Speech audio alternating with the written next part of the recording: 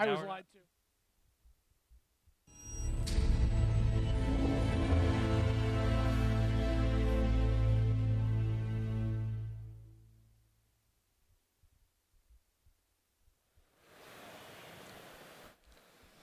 Okay, and we're off. We have David Ochoa on the left playing against Carlos Paul. Carlos leading things off with a Watery Grave, untapped, into an Inquisition of Kozilek. He sees a hand of Tarmogoyf, Lingering Souls, Liliana of the Veil. What is that? Some lands? Is that Dark Confidant? Did you say Tarmogoyf? There's a Tarmogoyf at the back there. Oh, wait. Never mind. Fringe. So actually, Carlos Powell in this reality is playing Infect. His Glittering Elf has died to a lightning bolt. His glimmering. He has the Pendelhaven. Elf. The Nexus. Yep. David Ochoa there on the left. David Ochoa definitely looks like someone who exists in multiple universes with multiple facial hairs. Oh, definitely.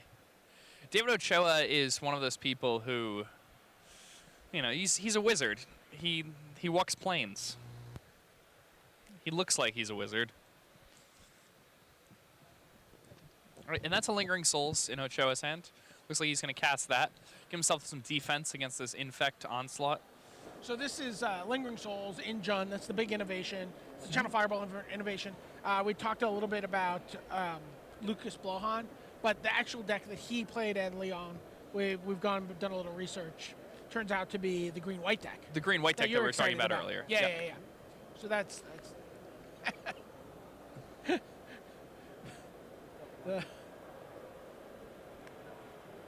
And Pendelhaven does a good job of solving that Lingering Souls problem.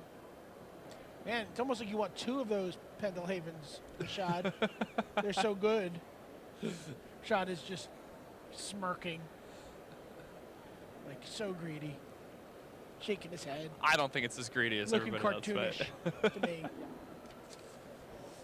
All right, we have a couple deck lists here. So we're looking at Carlos Paul playing the... I mean, the card that I really like, by the way, against Lingering Souls in the Infect deck is Ichor Clawmere. Oh, yeah, I mean, the fact that they've upgraded their Plague Stinger to Ichor Clawmere, that makes a pretty big difference.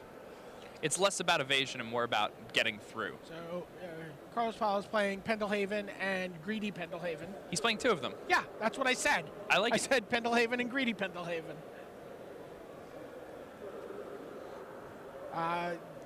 Still playing the... He's still going with the Plague Stinger over... The Ichor Clawmere. Over the Ichor Clawmere. So it looks like he's playing a deck very similar to the Ari Lax 9th place deck from Pro Tour Return to Ravnica. Only one copy of Rancor. Eschewing the second copy for a Singleton Giant Growth.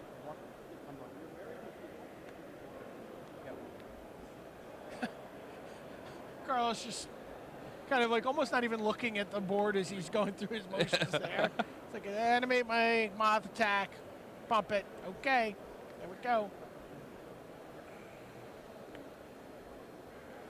And Lingering Soul is just buying him so much time against this Infect deck.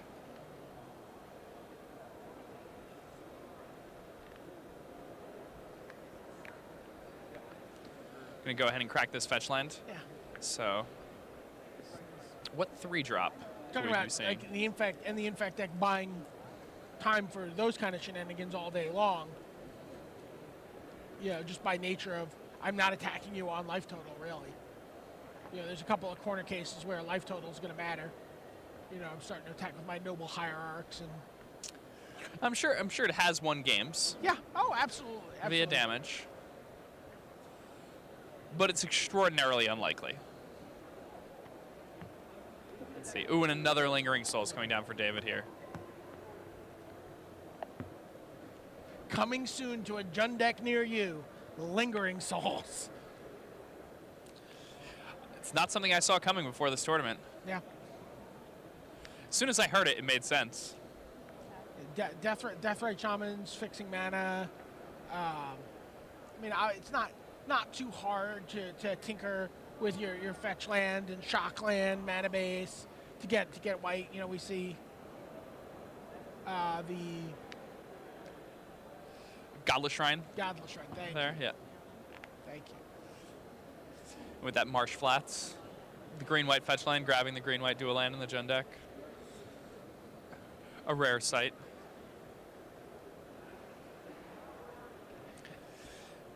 Carlos, I mean, he doesn't have many options. I think he might just have to attack and Bedlave it again.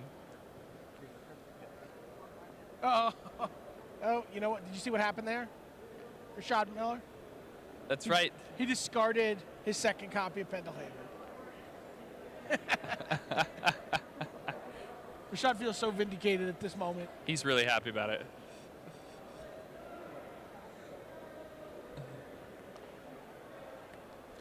All right, so David Ochoa has a Bloodbraid Elf in hand. Looks like he's going to go ahead and cast that. Let's see what he cascades into here. And it's a Deathrite Shaman. Whoa, everybody.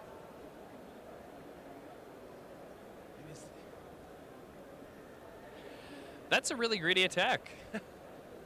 He must have another land. It's the only thing that makes sense here.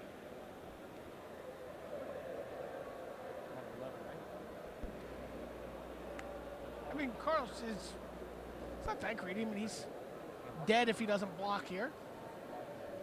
Is it? No, isn't it only 10 damage coming in? Yeah, but he's still got to. Oh, sure. I mean, he's got to take a turn on the Deathrite Shaman. Yes, then it gives Carlos one turn where he might be able to. But he does Kill have the David. land. He does have the Yeah, land. so he has the land for Just the to souls. flashback And the then, Lingering Souls. then he's basically invincible. And now Carlos is at 2, and he's a Deathrite Shaman. So, yeah, unless Carlos can somehow find a way to get through 2 flyers, it's all but over. David Ochoa with tokens, the Josh Utter Layton tokens. The nice brainstorm Josh Utter Layton tokens there. Josh Utter Layton, a very good friend of David Ochoa's. Channel Fireball teammate. I believe Inkwell Looter as the illustrator of those. Oh, really? Yeah. I've seen a lot of his stuff. Yeah, he's done pretty awesome. he's done most of the Channel Fireball token artwork that I know of. I don't think he's missed any. All right, so off to game 2 already. And now we're looking at Jackie Lee versus Josh Utter Layton. Josh Utter Layton playing the same deck that we just saw David Ochoa playing. Jackie Lee piloting a blue-black tempo deck. Pretty interesting deck list here. Really? Let's take a look at this. She has Snapcaster Mage, Vendilion Click, Spell Snare, Thoughtseize, Inquisition, Mana Leak, Geth's Verdict, Dismember, Cryptic Command, and Batterskull. 3 Batterskulls. It's pretty good.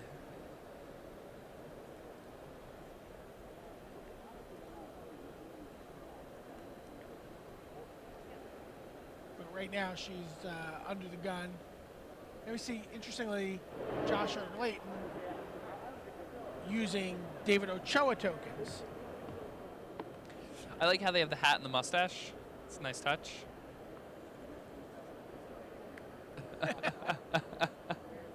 You think those are a recent addition?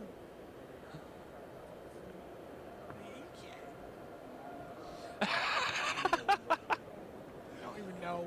All right, so Bloodbraid Elf finds a Tarmogoyf, and Jackie's just gonna pack this one in. So with our graphic, a very quick look at Jackie Lee versus Josh Utter Layton. Yeah, Jackie Lee with some nice zombie sleeves there. The farmer's, what's the name of the painting? The farmer and the Oh, American Gothic? American Gothic, yeah. The one with the farmer and his wife. Yeah, yeah. It's a zombified version.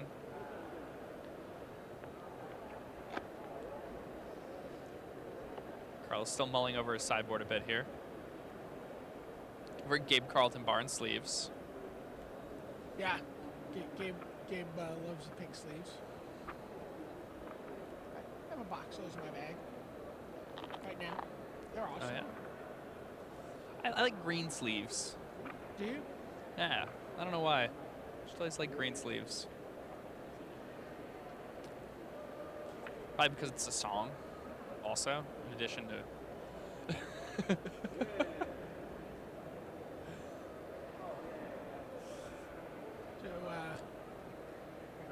So the Infect decks, question Chris Lansdale asked on podcast. Chris Lansdale asked. They're hoping to dodge Yeah, Malira all they were looking day. to dodge Malira. That deck just becomes incidentally a little better. If more Infect decks are in the room.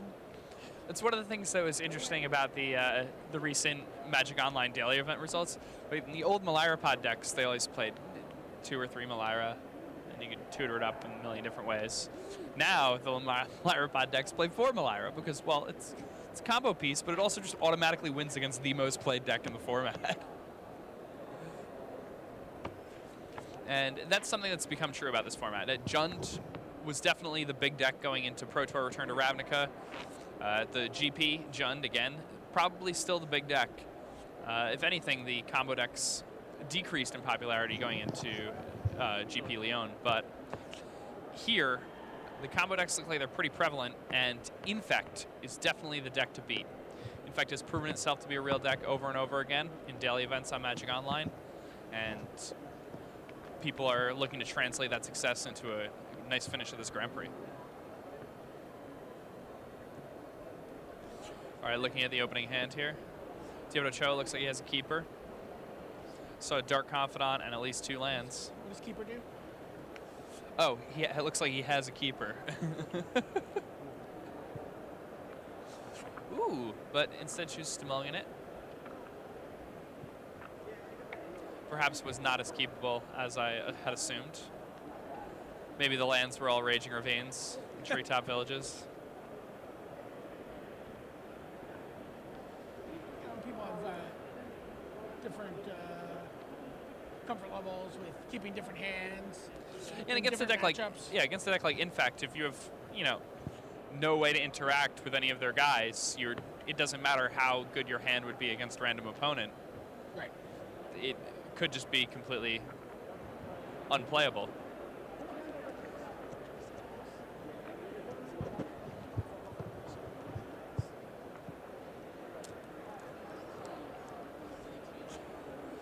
All right, so it looks like Carlos is going to keep his opener. Infect on the play, extremely dangerous. We might see him win as early as turn 2. David Ochoa would not like to see that. I like this look better. It's rare, though. It doesn't happen often. I was playing Magic on that. I lost on turn 2 a couple times to... Assault Strobe? Assault Strobe, yeah. Sure. Groundswell, Assault Strobe, kill you. You're dead. And that can just be turn 2. Will not have turn 2 kill here. No. Seems unlikely. No player. Yep. Ooh, an Abrupt Decay. Nice draw step here. And Thoughtseize. Let's see what he finds. Oh. Haas's Blessing, like Vines of the Vastwood. Spellskite. This guy. Double Inkmoth. Multiple counter spells to the Abrupt Decay. Multiple answers for Abrupt Decay. In Abrupt Decay, it cannot be countered, but a card like Vines of Vastwood But it can be. can counter it. Absolutely can counter it. As long as those counters are. Yeah, if the creature can't be targeted, then the creature cannot be targeted. This is a really difficult Thoughtseize. I'm going to go ahead and take Spellskite. Three different ways, by the way, in his hand. To show you what stinky panted liars people are when they say that abrupt decay can't be countered. 3 ways to counter it In his hand. in your opponent's hand.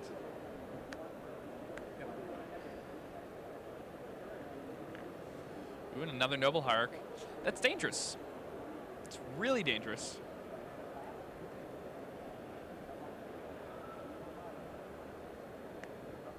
Another Thoughtseize. This time, Vines of the Vastwood going to be taken away. You don't think Apostle's Blessing? No, I think the Vines increasing power and toughness is just too important here. And it still has the same effect. Now that he has double hierarchy, he has plenty of mana to work with.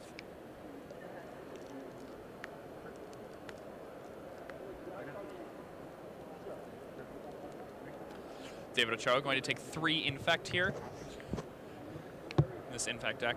And no pump spells thanks to that double Thoughtseize, but those Ink Moths can whittle down his, well, not whittle down his life total, can rack up those poison counters really quickly with double Noble Hierarch in play. Noble Hierarch is one of the really nice innovations that came out of Pro Tour Return to Ravnica. With Noble Hierarch in play, all you need is 2 pump spells to give +4, and then that's a kill all by itself. The card fixes the mana of the deck, it accelerates the deck, and it makes your creatures a lot harder to deal with. It makes your opponent have to use their removal on your terms as opposed to on theirs. So here comes Inkmoth again.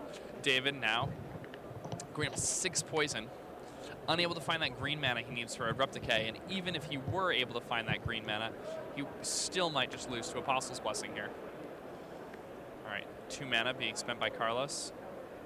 Oh, thinking about it a bit.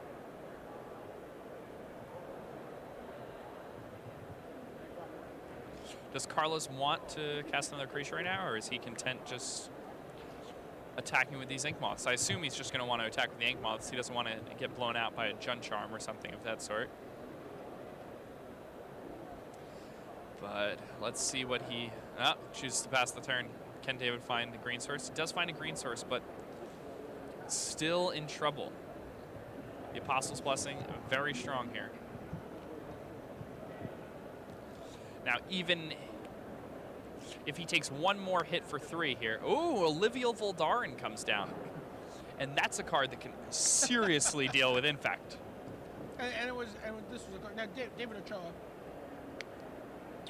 we should point out, Okay. in case you weren't watching the Pro Tour, or the results, you know, top 8 at that Pro Tour. Oh, yeah, playing Jund. Playing this deck, and Olivia Voldaren was a card that was there. Lingering Souls was not a card that was there at the time. Not a card that was playing. It was there. It's a card that did really well at the Pro Tour, and it did so well that it started to catch a lot of people's attention. And that's why we're starting to see it in decks like Jund, decks like Green-White. Everybody wants to play Lingering Souls these days. It's so hot right now.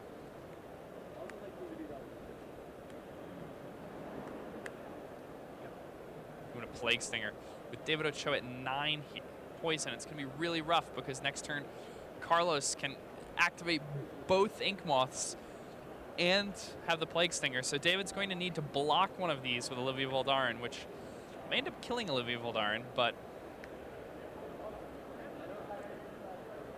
who doesn't have a 3rd red source. It looks like he has a Bolt in hand. That would have been good enough.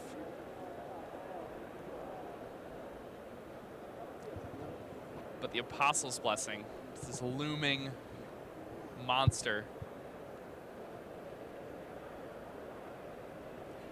And it looks like David, what he may have to do, if he has Bolt and Abrupt Decay in hand, what he's probably going to have to do here is, instead of activating Olivia twice, he's going to have to Bolt, Abrupt Decay, and then activate Olivia.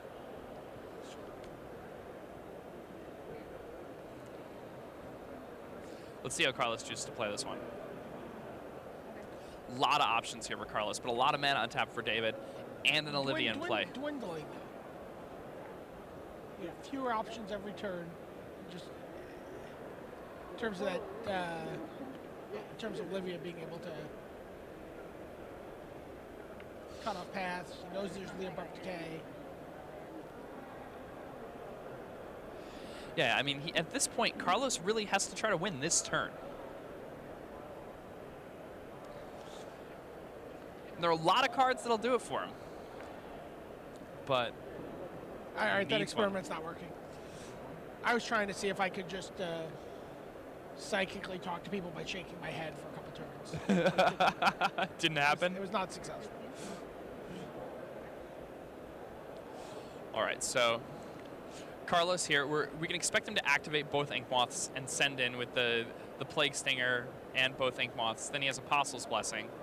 Because the extra land, that's going to be pretty helpful as long as he has one other card, like an Apostle's Blessing or a even a Mutagenic Growth, a Giant Growth. Any of these things will be good enough to win right now. He doesn't necessarily know that, but I don't know. I mean, it probably does know that. So, all right, activating an Ink Moth. Yeah. Probably going to activate another Ink Moth.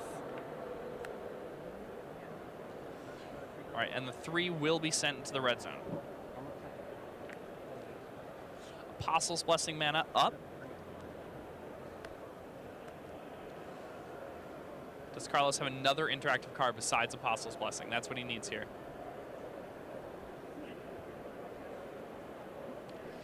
All right, so the first thing David's probably going to do is activate Olivia. Right. Well, he can pick one off. If David, if Carlos uses the Apostle's Blessing, can shoot it again. I think that's how he needs to have 3 removal spells, though. So he needs to have Bolt, Abrupt Decay in hand. He does the Abrupt Decay, but he needs to also have the Bolt because he only has the 5 mana available to him. Otherwise, he's just dead on board. To the Apostles, not on board, but Apostle's Blessing, he knows is in Carlos' hands, so it's essentially on board. He's a strong enough player to remember that? To remember the Apostle's Blessing, yes.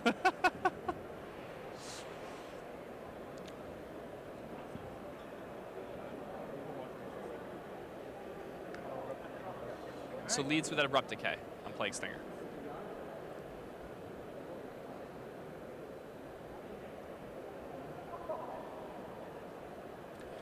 And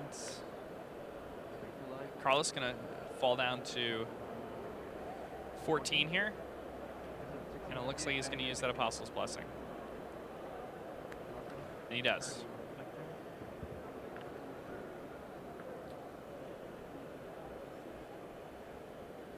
David presumably going to respond to this.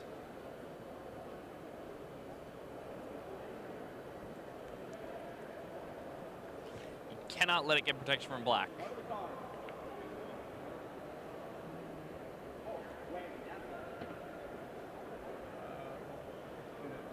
Yep. Olivia Voldaren to ping the same Plague Stinger.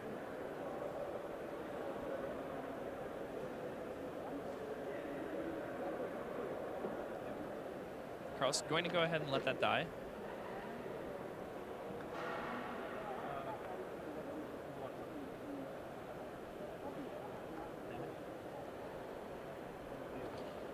Oh, Another Apostle's Blessing, and that's it. Yeah.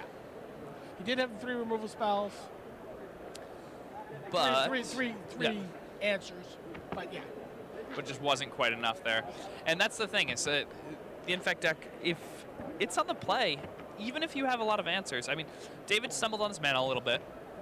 Had he been able to use those cards a little more aggressively, then Carlos would not have had access to all of that on the turn. David went to 9. The multiple Noble Hierarchs definitely made that game a lot better for Carlos. You had Carlos attacking for 3 Infect a turn with 1 Ink Moth. So after 3 turns, he had David Ochoa at 9. If David Ochoa was at 8 Infect, he wins that game pretty easily. Big difference there. Well, he untaps with Olivia. It's pretty, like, twice. Sure. Yeah. So now we're taking a look again at the Jackie Lee Josh Layton match. Josh Layton won game 1. This is game 3 now. see an Inquisition of Kozilek equipped with a Snapcaster Mage, a Thoughtseize, another Inquisition of Kozilek attacking for, I think, 45 damage. Sounds about right. Yeah. And step Vendilion Click comes down. Sees Maelstrom Pulse and a Stomping Grounds. She has to decide whether or not she wants to take this Maelstrom Pulse. Real quick, can you guys slide your cards And over? one Batter Skull in the graveyard. Moving to Liliana on 5. Wow. It's getting dangerously close to going ultimate on Jackie here.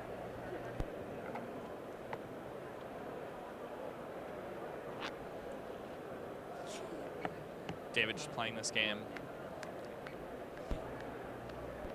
Oh, Josh just playing this game really passively.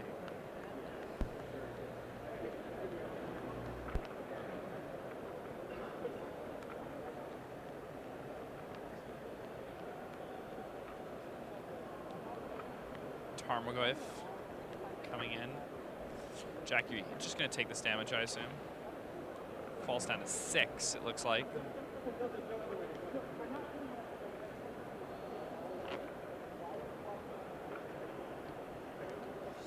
Can she apply pressure to this Liliana with the Cribbing Tar Pit?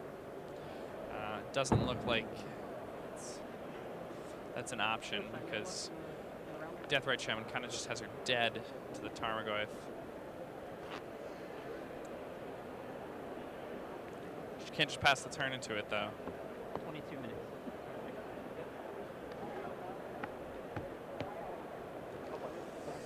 Yeah, and it's got to go with that Liliana, and it does. Liliana falls down to 2 counters here. She's just gonna pass the turn. End step. Inquisition gets removed. Jack's gonna fall down to 4 here.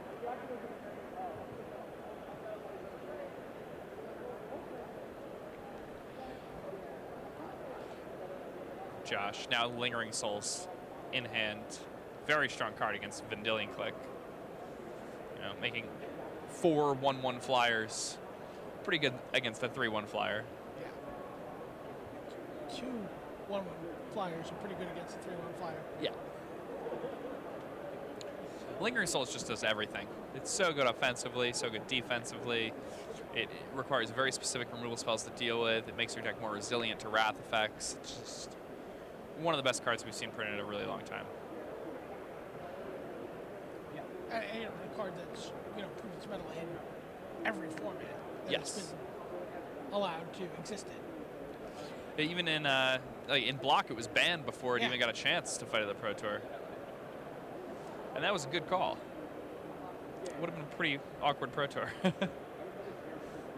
Snapcaster Mage comes down as a Yeah, as a chump blocker for that Tarmogoyf. Nothing to flash back for that Snapcaster Mage. Deathrite Shaman in play, it's just too much. All right, we're back. So a turn 1 Inquisition of Kozilek for David Ochoa reveals Vines of Vastwood, Vines of Vastwood. Groundswell. Yeah, Groundswell, Might of Volcrosa, and Thoughtseize. Yep.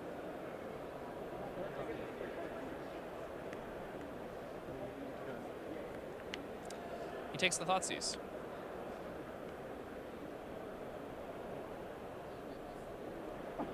Let's see. An Overgrown Tomb starts things off. And David keeping a hand with a little bit of mana issues.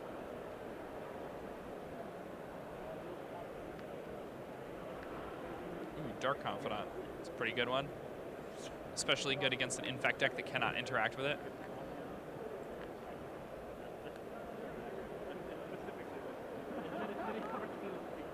So we saw a handful of pump spells and card spells in, but none. We didn't see mutagenic. No, we did not. We didn't see any free spells. So he's going to be choked up a bit just by his mana here. Luckily for him, he drew that Forest. It's going to be pretty important.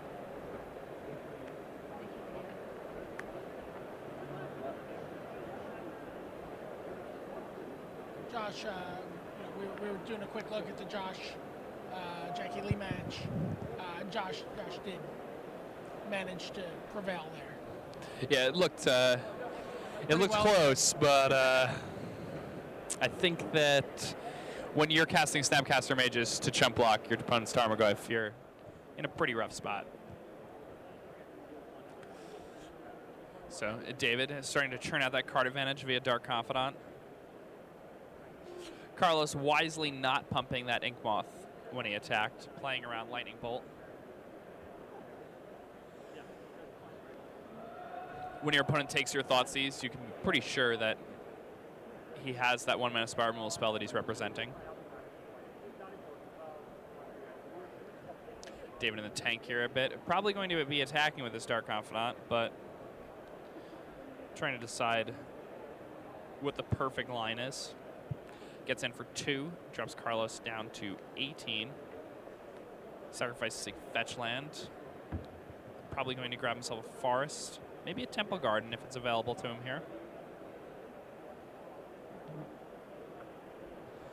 Just a forest, wants to save that life for Confidant.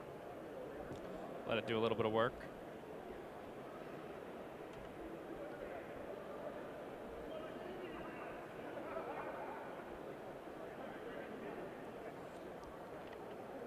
Trying to decide whether or not it's Confidant that he wants or Stomping Grounds. Just to instead go in Stomping Grounds. Yeah, he's like, oh, wait a minute, I'm playing Infect. I don't need to worry about life total. I just want maximum number of red sources for Olivia when I draw it. I mean, that makes sense.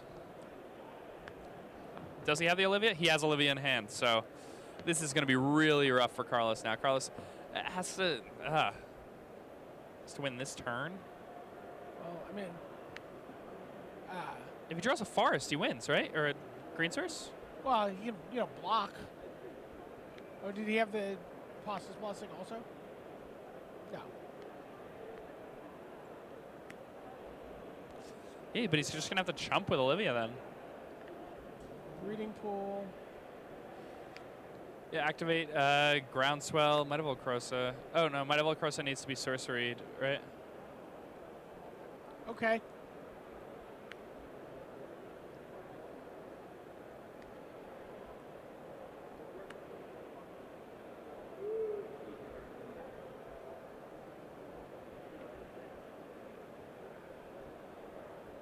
And does David have Gut Shot?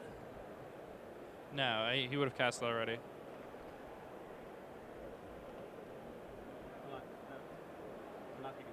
Okay. David's thinking, just remember. Yeah, I mean he knows. knows. It's Groundswell. Yeah, he must. He saw it. It was there. Did he write it down incorrectly?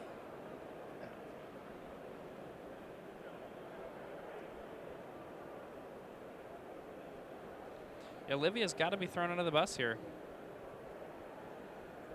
Sad but true reality.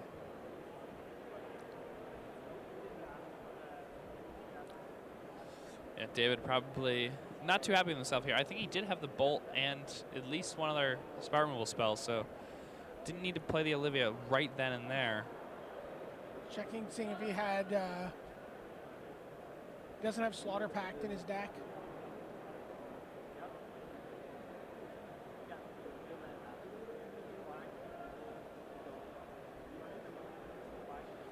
I mean, he only has one play. That doesn't make him die. And he goes ahead and blocks. Yep.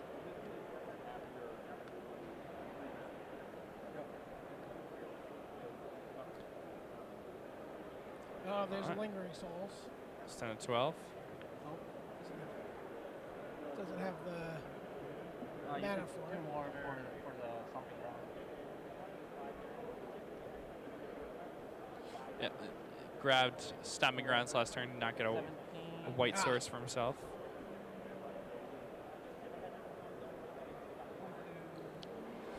Guys are double checking their life totals. 3 plus 2 is 15. 2 is 12. And it's Tarmogoyf here for David. exactly what he's looking for. But it does let him leave that lightning bolt open. Definitely not a bad thing. So, in with Dark Confidant. Oh, Blood Braid Elf. It's a aggressive Blood Braid Elf here. Hoping for a 13, 8. So, a Six. Lightning Bolt. 8. Gonna hit him for 8 total here. Put Carlos down to 8. And all right, it's not as if you got dire it, you here. got it. This is it again. This one turn will decide who wins this match. Carlos is gonna drop himself down to 6 here. Activates this Ink Moth. Yeah, and there And he's he's got got it. both of them. He still has the groundswell that we'd seen before. Yep.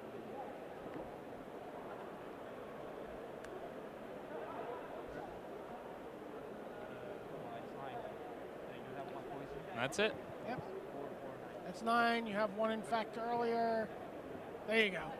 Carlos Pal goes to 6-0. Yeah, able to defeat a very formidable opponent. Carlos Pal